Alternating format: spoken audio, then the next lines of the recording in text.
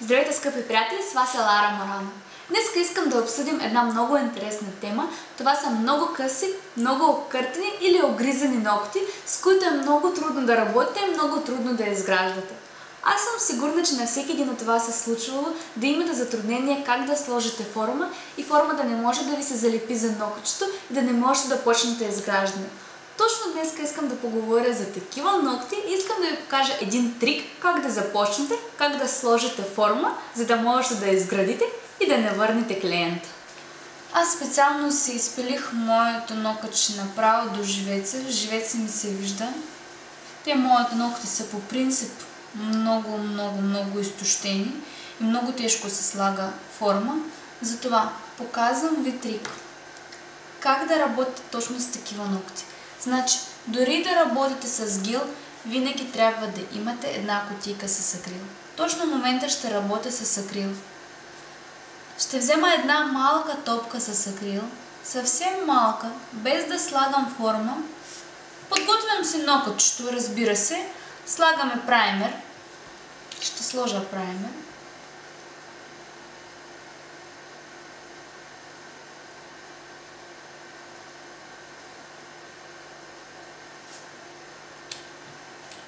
Изчаквам да я съхне.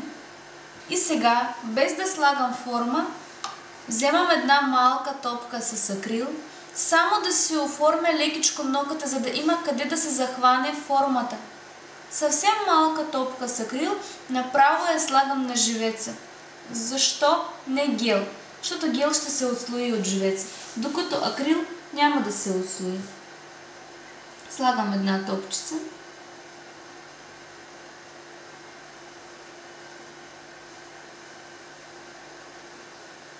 И направо на живец.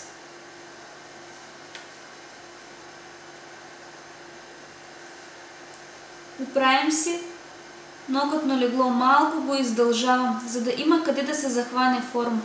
Не за друго, само съвсем лекичко да има къде да се захване формата. Виждате, без форма си удължавам леглото. Не е задължително да слагате акрил на целия ногти.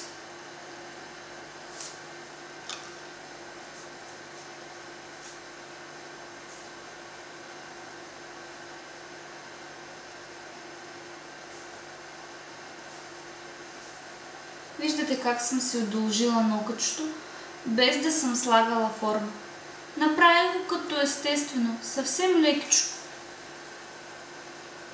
Да може сега да се захване форма. Изчакам хубаво да изсъхне акрил.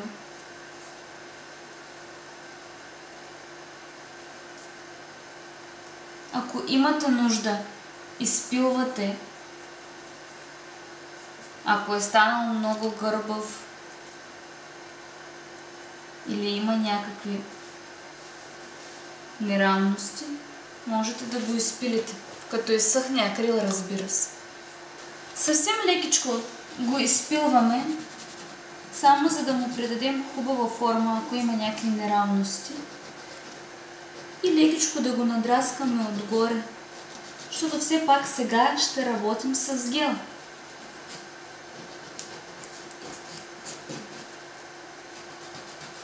Само му придавам форма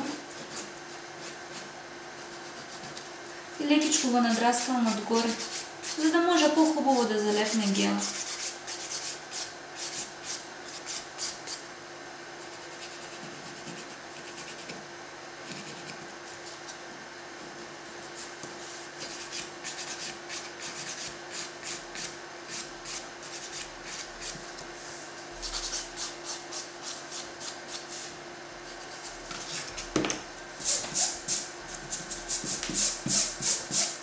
Изпилих го.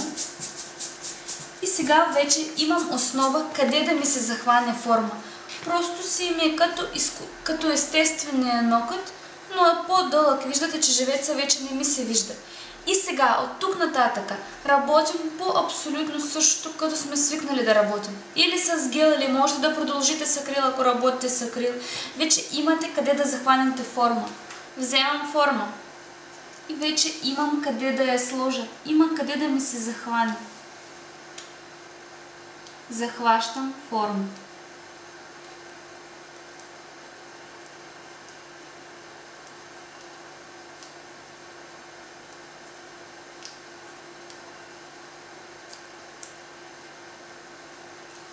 И сега аз продължавам да работя с гел, защото работя по принцип винаги с гел.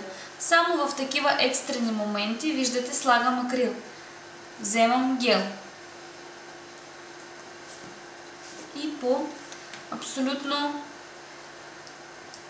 класическа схема продължавам.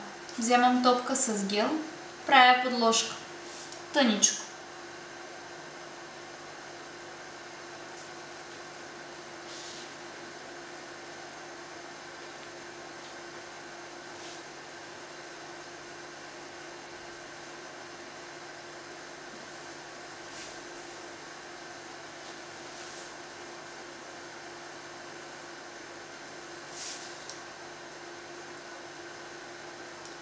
Съвсем тънко правя подложка.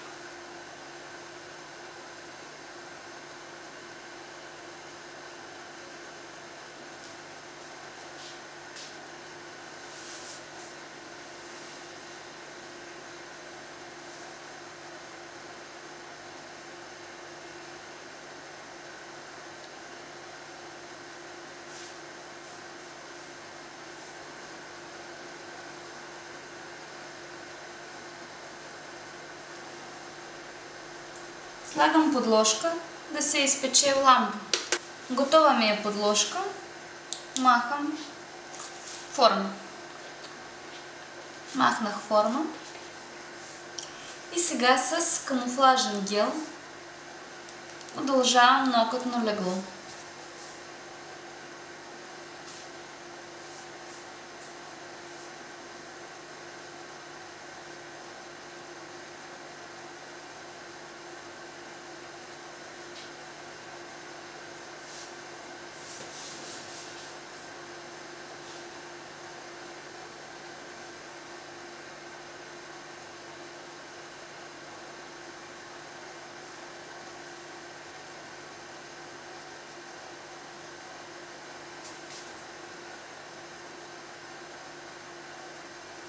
Слагам нокътчето в печка.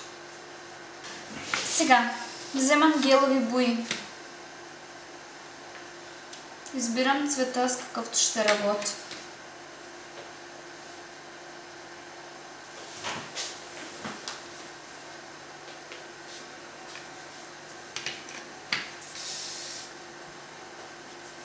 Ще взема от този.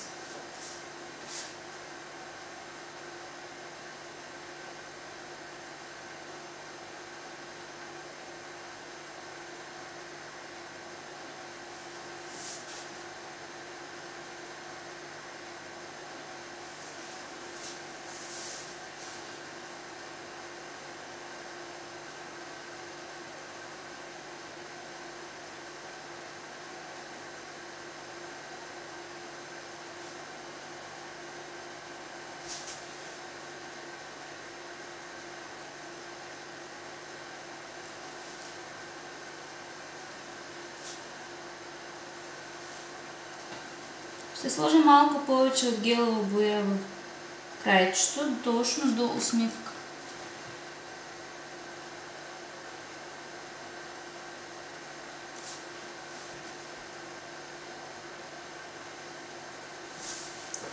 Само го фиксирам за малко ламп.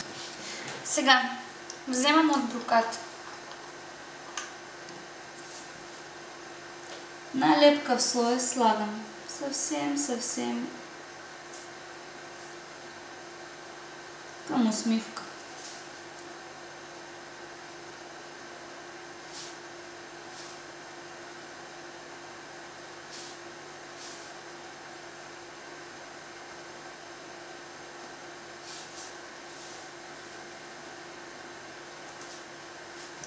Лекичко ще го разпределя по целия ногът.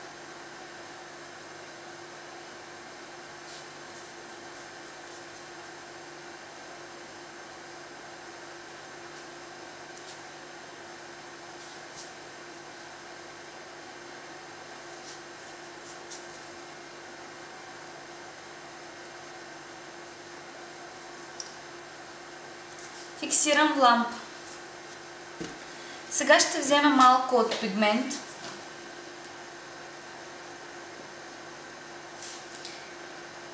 И ще му добавя пак в краечето.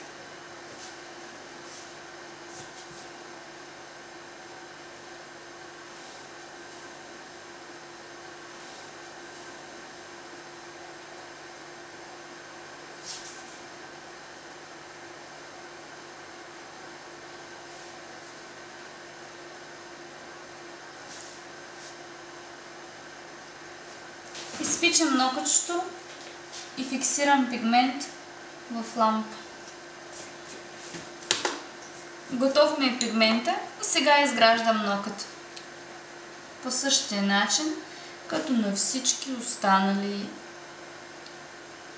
видеа. Голяма топка с гел.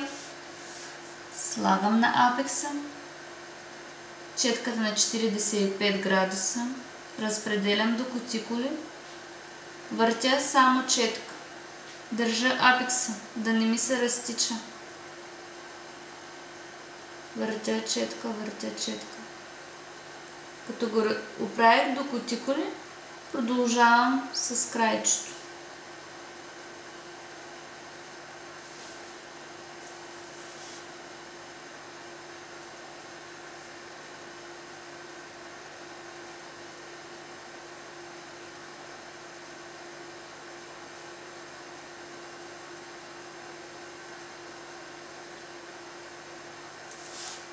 Ще взема още малко гел.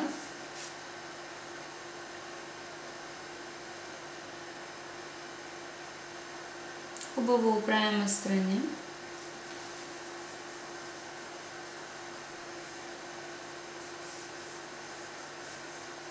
Пак ви казвам, ако гелът ви е самоизравняващ, можете да го обърнете.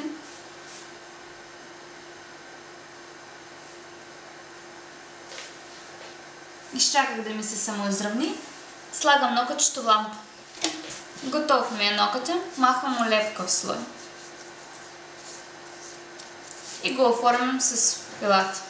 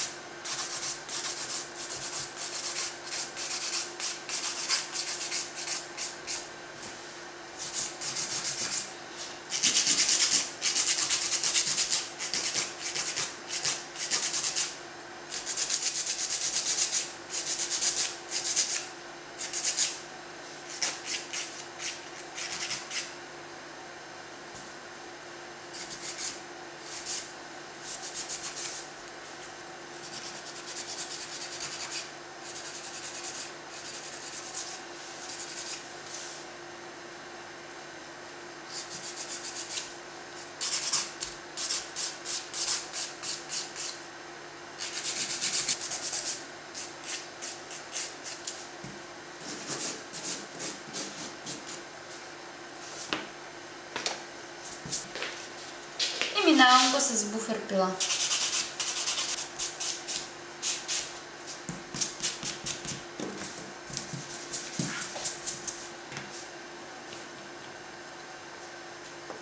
Покривам нокъта с топ гел.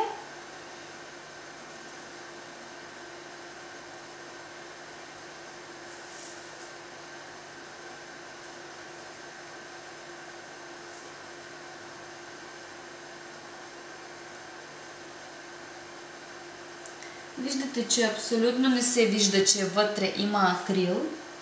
Нокът е изграден с гел. Но виждате от каква плочка сме направили нокът. Слагаме нокътчето, лампа. И така се получило нокътчето.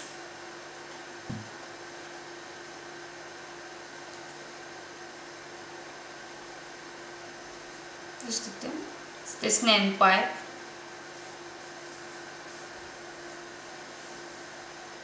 С вътрешен дизайн. Ако искате да видите какво е отвътре, абсолютно не се вижда, че има акрил, но и няма да се отслои. Докато ако сложите гел точно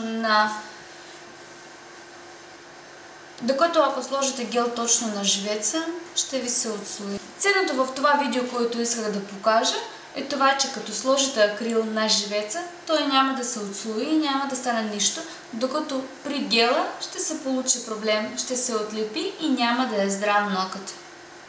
Днеска сме направили едно много интересно изграждане. Аз надявам се, че вие нямате такива клиенти с такива ногти, но аз съм сигурна, че ако дойде в един ден клиент, който има такива ногти, вие много бързо ще се сетите за това видео и ще разберете, че съм била полезна.